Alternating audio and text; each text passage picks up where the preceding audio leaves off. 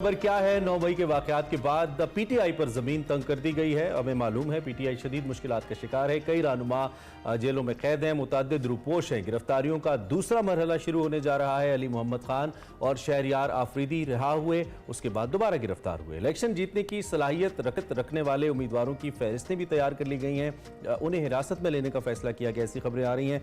और इलेक्शन से पहले इमरान खान की नाअहली और तहरीक इंसाफ पर पाबंदियों की चहमगोइयां भी इस वक्त हो रही हैं। दूसरी जानिब वज़ीर दिफा ख्वाजा आसिफ साहब ये दावा कर रहे हैं कि 9 मई के वाकयात के मास्टरमाइंड इमरान खान है और हुकूमत ये कह चुकी है कि उनके खिलाफ आर्मी एक्ट के तहत कार्रवाई खारिज इम्कान नहीं। दूसरी जानिब पीटीआई पर पाबंदी के लिए भी इत्तेहादी जमातों से मुशावरत करेंगे और जल्द फैसला करेंगे। दूसरी तरफ जी तहरीक इंसाफ से पंछियों की उड़ान जारी और अब तक 100 से ज्यादा अरकान तहरीक इंसाफ को छोड़ चुके हैं। पीटीआई को खैराबाद कहने वालों को हाथों हाथ लेने की कोशिशें भी हो रही हैं। जो सियासी जमातें हैं उन्होंने बागियों को वेलकम करने के लिए अपने दरवाजे खोल दिए हैं। जहांगीर तरीन साहब से अहम शख्सियात ने राबते भी शुरू किए हैं। आसिफ अली जरदारी लाहौर में बड़ा जमान है। पीपल्स पार्टी में सियासी रहनुमाओं की शमूलियत का सिलसिला भी जारी है। नून लीग ने भी जी पीटीआई छोड़ने वाले सियासी खानदानों को पार्टी में लेने का फैसला कर लिया है, जबकि पीटीआई के कुछ अरकान ने काफ लीग से भी राबते किए और शमूलियत के लिए आइंदा इंतखाबात में पार्टी टिकट की यकीन दहानी भी मांग दी है। इमरान खान साहब ने जी मौजूदा सूरत हाल में देखो और इंतजार करो की पॉलिसी पर बिल्कुल अमल पैरा है। उन्होंने बरतानवी नशरियाती इदारे से इंटरव्यू में कहा कि उन्हें पार्टी छोड़ने वालों से कोई फर्क नहीं पड़ता है। वो पुरुमीद है और कहते हैं कि जो कुछ मर्जी कर लें उन्हें उस वक्त तक कमजोर नहीं किया जा सकता जब तक कि उनका वोट बैंक बरकरार। बिल्कुल। उधर इमरान खान की मुज़ाकरात की पेशकश पर वज़ीर आज़म खुद मैदान में आए। उन्होंने कहा नहीं, अब नहीं। इमरान से बातचीत के इम्कान को मुस्तरद कर दिया। दो टोक अल्फाज में वाज़ेह किया कि इंतहा पसंद और जलाओ घेराव करने वाले मुकालमे के हल नहीं हो सकते। ऐसे अनासिर की जो मुतशद्दिद कार्रवाइयाँ हैं उनका मुहासबा होना चाहिए। दूसरी जानिब अदालती महाज पर हुकूमत और सुप्रीम कोर्ट के दरमियान जो तनाव किसी कैफियत है बरकरार है। मुबैना ऑडियो लीक्स की तहकीकात के लिए वफाकी काबीना ने जुडिशल कमीशन बनाया। सुप्रीम कोर्ट ने काम से उसे रोक दिया। गुज़िश्ता रोज़ ऑडियो लीक कमीशन के खिलाफ दरखास्तों पर जो वफाकी हुकूमत है उसने सुप्रीम कोर्ट के लार्जर बेंच के 3 जजेस पर एतराज़ उठाया और इस्तदा की कि चीफ जस्टिस उमर अता बंदियाल साहब, जस्टिस एजाजुल एहसन साहब और justice Munib Akhtar audio leak case न सुने। वफाकी हुकूमत ने भी मौक़िफ़ इख्तियार किया कि इंक्वायरी कमीशन में एक ऑडियो चीफ जस्टिस की खुशदामन से मुतल्लिक है, यानी कि मफादात का टकराव है। अदालती फैसलों कोड ऑफ कंडक्ट के मुताबिक जज अपने किसी रिश्तेदार का मुकदमा नहीं सुन सकता। इसमें जो जस्टिस इफ्तिखार चौधरी थे उनकी एक मिसाल भी दी गई कि उनके बेटे का केस था तो उन्होंने खुद को अलग कर लिया था। ये सारा मामला जिस पे हमने बात की है इस पर अब तज्जिया लेना भी बहुत जरूरी है और तज्जिए के लिए हम none other than with this beautiful garden जो हम बैकग्राउंड पे देख सकते हैं, इम्तियाज गुल साहब all the way from the federal capital मौजूद है, उनसे हम बात करते हैं। Thank you very much Imtiaz Gul साहब, बहुत शुक्रिया। I hope you are doing well. आपका गार्डन जो है हम ऑफ एयर भी देख रहे थे, पीछे आपने बड़ा अच्छा व्यू रखा हुआ है। आई होप कि इस्लामाबाद का इस्लामाबाद फील बिल्कुल प्लेजेंट भी है। कैसे हैं आप? ठीक ठाक हैं जी? शुक्र, ठीक ठाक। आई विश कि मैं आपको लॉन दिखा देता, फिर किसी वक्त दिखा दूंगा। Thank you very much sir. ये जो अभी जो मामला चल रहे हैं, अब जरा सियासत की तो एक तरफ हम तहरीक इंसाफ से जो छोड़ने वाले अफराद हैं उनकी जानिब बाद में आते हैं। जरा ये जो 9 मई के वाकयात के हवाले से इमरान खान साहब पे आर्मी एक्ट के तहत कार्रवाई के हवाले से कहा जा रहा है और ख्वाजा आसिफ तो कहते हैं कि जी मास्टरमाइंड ही इमरान खान साहब है। सो क्या कहेंगे इस कमेंट के ऊपर आप? इतने अच्छे मौसम में हम इतनी कड़वी कड़वी बातें भी करने जा रहे हैं। बदकिस्मती से वो हालात इस किस्म के, अभी तो अमेरिकी सदर जो बाइडेन और लायनल मेसी जो फुटबॉल उन्होंने भी पीटीआई छोड़ दिया। तो इस किस्म के हालात पैदा हो गए हैं कि कोई ज़बरदस्ती जा रहा है, कोई खुशी से जा रहा है और इसमें पाकिस्तान की बदनामी के सिवा और कुछ नहीं है। इसलिए कि हम 75 साल हो गए इसी दायरे में घूम रहे हैं। जिन लोगों को कल तक वो कहते थे कि ये टेररिस्ट हैं, शरपसंद हैं या शरपसंदों की पार्टी में हैं, आज तमाम बड़ी जमातें उनको खुशामदीद कह रही हैं। एक दूसरे पे सबकत ले जाने की कोशिश, जो लाहौर में अभी मैच शुरू हुआ है आसिफ अली जरदारी और जहांगीर तरीन के दरमियान, तो वो भी उसी सिलसिले का हिस्सा है। काफ लीग भी उसमें अपना हिस्सा डालना चाहती है। मुझे याद आ रहा है मैंने कोई सन 2000 में एक आर्टिकल लिखा था कि हमारे यहाँ ज़मीर का बहरान है, क्राइसिस ऑफ कॉन्शियंस। उस वक्त बात ये थी कि 420-21 दिन हो गए थे मुशाहिद हुसैन सैयद साहब को जेल में। आपको मालूम है जब जनरल परवेज मुशर्रफ ने अक्टूबर 1999 में इक़्तिदार संभाला तो बहुत सारे लोगों को गिरफ्तार किया। उसी में मुशाहिद हुसैन भी थे, तो मैंने लिखा था कि किस तरह यहाँ पे ये ज़मीर के कैदी हैं।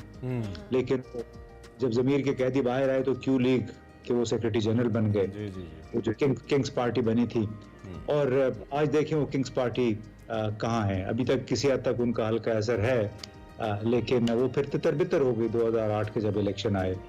तो हमें मैं तो बतौर पाकिस्तानी बस सिर्फ बड़ा कोल रहा हूँ, अफसोस के साथ देख रहा हूँ कि कितनी बेढटाई के साथ ये लोग जोड़ तोड़ में शुरू हो जाते हैं और वही लोग रिसाइकल हो रहे हैं, कभी एक पार्टी में दूसरी तीसरी चौथी पार्टी। और जिन 100 लोगों का जिक्र किया उनमें से गालिब अक्सरियत तो वो है जो दूसरी जमातों से आई थी, उन्होंने पीटीआई में शमूलियत इख्तियार की थी।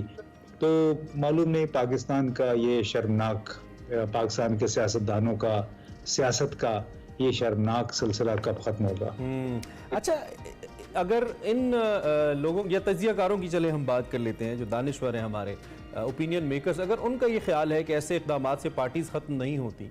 इमरान खान खुद पार्टी के चेयरमैन होने की हैसियत से कह चुके हैं, पीपल्स पार्टी की एग्जांपल भी बल्कि कल दे रहे थे कि पीपल्स पार्टी ख़त्म नहीं हुई और नहीं होता, ऐसे तारीख में हमने देखा है।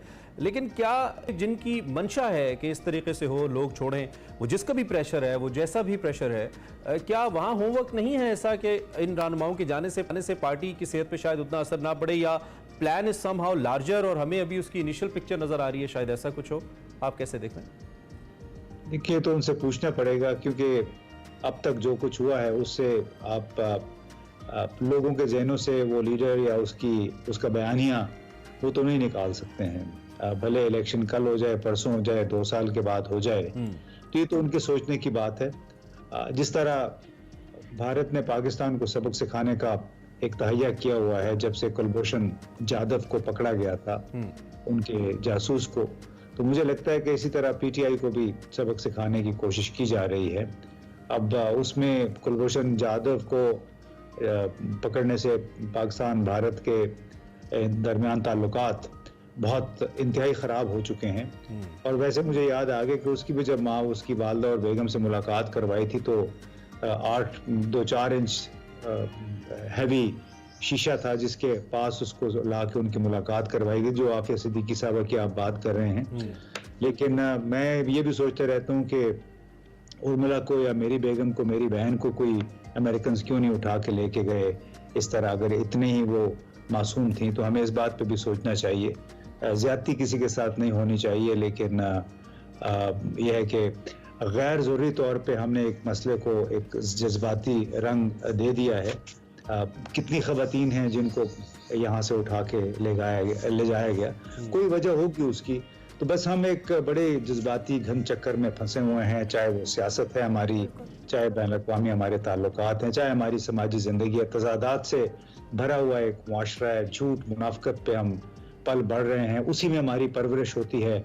और उसी का एक हम देख रहे हैं आजकल जो आसिफ ज़रदारी साहब लाहौर में कर रहे हैं और जहांगीर तरीन साहब मिल मिला के। इम्तियाज़ गुल साहब, मेरा अगला सवाल भी इसी हवाले से है कि ये सारे, कल भी हम बात कर रहे थे कि जितने भी लोग हैं जो पार्टी से अलग हुए हैं, ये इमरान खान साहब के बड़े करीबी साथी रहे हैं, चाहे वो जहांगीर तरीन साहब हों, अलीम खान साहब हों या दीगर लोग हों। और अब जब तहरीक-ए-इंसाफ ये छोड़कर जा रहे हैं और नई पार्टी एक ओरिजिनेट होने जा रही है, आसिफ अली जरदारी भी जैसे लाहौर में, और काफ़ी नून लीग और काफ लीग ने भी पीटीआई के जो छोड़ने वाले लोग हैं उनको भी वेलकम करने की तैयारी की है। So how do you see कि ये जो नई पार्टी आएगी, अब इमरान खान साहब तो कहते हैं कि जब तक उनका वोट बैंक है, उनकी पॉपुलैरिटी, उनको कोई ख़तरा नहीं है, वो कमज़ोर नहीं हो सकते, लेकिन इस पार्टी से कोई फ़र्क पड़ेगा जब ये नई पार्टी आएगी, या इसके हवाले से कोई बातें होंगी? देखिए, सोवियत यूनियन जब होता था या फिर अभी मौजूदा शाम की हुकूमत है या सेंट्रल एशियन रिपब्लिक्स हैं, वहाँ पे आपको मालूम है ना कि जब वोट पड़ते हैं तो 98%, 99%, 97% वोट पड़ते हैं मौजूदा हुक्मरान को। तो यहाँ भी ऐसे ही वोट पड़ जाएंगे, उसमें क्या फ़र्क पड़ेगा आपको? हमारे मुल्कों में जो निज़ाम है वो इस किस्म के हैं कि जो भी हुक्मरान है, जिसके हाथ में इख्तियार है, उसको वोट भी पड़ जाते हैं। तो किसी को इससे क्या ताल्लुक है कि किसी की पॉपुलैरिटी है या नहीं है? अपने तरीके से अगर आपने एक इलेक्शन मैनेज किया है और उस मैनेजमेंट के तहत आपको 80-90% वोट मिल जाएंगे। अल्लाह खैर सलाह की। बलूचिस्तान में ऐसे इलेक्शन हुए हैं जहाँ पे जीतने वाले उम्मीदवार को 500-600 वोट मिले, लेकिन फिर भी वो कौमी असम्बली का रुकन बन गया। तो पाकिस्तान में तो इस किस्म की बहुत सारी एबेरेशंस कहते हैं, मालूम नहीं मुझे उर्दू में उसको क्या कहते हैं, लेकिन इस किस्म के आपको हैरान इस पे नहीं होना चाहिए। भले किसी का बयानिया मकबूल हो या गैर मकबूल हो, असल नताइज का उससे कोई ताल्लुक नहीं। ठीक है। अच्छा, कल इससे पहले जब 9 मई के वाक़यात हुए थे तो इमरान खान ने थोड़ा वक्त लिया था इनको बाकायदा क्लियरली कंडेम करने में। शायद वो पॉलिटिकली कोई स्पेस गेन करने की कोशिश कर रहे थे, या मे भी उनको अंदाज़ा नहीं था कि ये डैमेज किस लेवल का हुआ है। उन्होंने ये ज़रूर कहा था कि जैसे वाक़यात की कोई हिमायत नहीं कर सकता। फिर कुछ दिन गुजरे तो उन्होंने बाकायदा कहा जी हम कंडेम करते हैं इसको, और फिर उनकी लीडरशिप ने भी कहा, क्योंकि उस टाइम ये स्टोरी थी अगर कोई ये कंडेम का लफ्ज़ इस्तेमाल कर रहा था। कल जो इमरान खान साहब ने एक मीडिया इंटरेक्शन किया, उसके अंदर एक बार फिर उन्होंने कुछ इशारे ऐसे दिए जैसे वो शायद अपने आप को कुछ ज़्यादा डिसोसिएट नहीं कर रहे हैं। उन्होंने कहा कि अगर मुझे इस तरीके से रेंजर्स पकड़ेगी जो कि पैरामिलिट्री फोर्स है, तो अल्टीमेटली रिएक्शन फिर कैंटोनमेंट्स की जाने भी आएगा ना, और कहाँ जाके लोग एहतजाज करेंगे, उनके अल्फाज थे। तो आपको लगता है कि इमरान खान ने 8, 10, 12 दिन गुजारने के बाद, ये सारा प्रेशर लेने के बाद, अब कहीं वो अपनी पॉलिसी को रिव्यू कर रहे हैं और दोबारा उसी एजिटेशनल काइंड ऑफ सिचुएशन पे दोबारा जाने की कोशिश करें? कल उन्होंने वैसे कारकुनों को दोबारा तैयार रहने की बात भी की उन्होंने। देखिए, उसमें सियासत में आपको कई मरतबा स्टेप बैक करना पड़ता है। इमरान खान साहब के अपने ख्यालात एक तरफ, लेकिन खुद मैं ज़ाती तौर पे ये जलाओ घेराव मार धाड़ इसमें बिल्कुल यकीनी। मैं 19 साल की उम्र में जब जुल्फ़िकार अली भुट्टो साहब को फांसी दी गई थी, उस वक्त हम कॉलेज में थे, बाहर निकले और लोग मुजाहरा हो रहा था। मैंने एक पत्थर उठा के बस पे मारा और वो खुशकिस्मती से उसकी छत पे गया, जो पब्लिक बस गुजर रही थी। ठीक है। तो वो जब छत पे गिरा, उसी वक्त मुझे ख्याल आया कि इसमें जो बस के अंदर लोग बैठे हैं, अगर उसको लग जाता तो क्या होता। वो दिन, मैं 1979 की बात कर रहा हूँ, अप्रैल मई की बात होगी। मैंने कभी इस किस्म की हरकत नहीं की कि जिससे किसी दूसरे को नुकसान हो। तो इस पे सबको मेरा ख्याल है एक चार्टर होना चाहिए, चाहे किसी भी पार्टी के लोग हों, रहनुमाओं को इस बात से सख्ती से मना करना चाहिए कि आप पत्थर, लाठी, गन हाथ में ना उठाएं, इसलिए कि इससे हो सकता है कोई मासूम, कोई माँ बाप का अकेला कमाने वाला, बिल्कुल ऐसे, और ऐसे ही लोग इसकी जद में आते हैं जी। तो हमें ये तशद्दुद की जो सियासत है, इसकी बिल्कुल दो टोक अल्फाज में मजम्मत करनी चाहिए। बाकी जो इमरान खान को जिस अंदाज में गिरफ्तार किया गया, वो दुनिया भर ने देख लिया, और दुनिया भर, और अभी तो हालात ऐसे नहीं कि अदालतों में जो बड़े जज हैं, हाई कोर्ट के जज भी कहते हैं कि आप प्रेस कॉन्फ्रेंस कर रहे हैं कि नहीं कर रहे हैं, और ये बात सारी बैरूनी दुनिया में रिपोर्ट हुई है। बड़ी बड़ी न्यूज एजेंसीज ने उसको रिपोर्ट किया है कि जज भी ये पूछ रहे हैं, उन पे भी इतना प्रेशर है। क्या गुल साहब, वो पॉइंट मेरा कि क्या इमरान खान अपनी पॉलिसी तब्दील कर रहे हैं कल की स्टेटमेंट के बाद, आपको फील होता है दोबारा से? देखिए, उनको करनी चाहिए, करनी पड़ेगी उनको। अच्छा। इसलिए कि दीवार के साथ तो उनको लगा दिया गया है, बिल्कुल वो कॉर्नर में है इस वक्त। तो उन्हें चाहिए कि खुल के दो टोक अल्फाज में बात करें। बाकी ये तो जाहिर है सवाबदीद उनकी है, ना मैं इमरान खान हूँ, ना आप इमरान खान है, ना आप उनकी पार्टी के मेंबर है, ना मैं हूँ।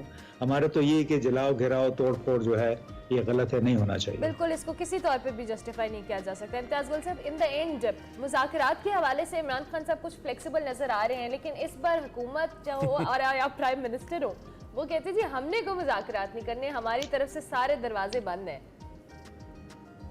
जी, उसमें उनका ज़ाहिर सवाबदीद है। उनको लगता है, नज़र आ रहा है कि जब हाथ पांव आप एक जमात के काट दें या बांध दें, तो फिर मुकाबला बिल्कुल मैदान खाली हो जाता है, और उनको ये लग रहा है कि अगले 5 साल के लिए उनकी हुकूमत दोबारा आ सकती है। इस सूरत हाल वो क्यों मुज़ाकरात करेंगे? ठीक है, ठीक है। गुल साहब चलें, thank you very, have a very nice day. Thank you very much, आपने हमें ज्वाइन किया और अपना एनालिसिस हमारे सामने रखा। इम्तियाज गुल साहब, सीनियर तज्जियाकार, मौजूदा सियासी सूरत हाल पे अपना इजहार राय कर रहे थे।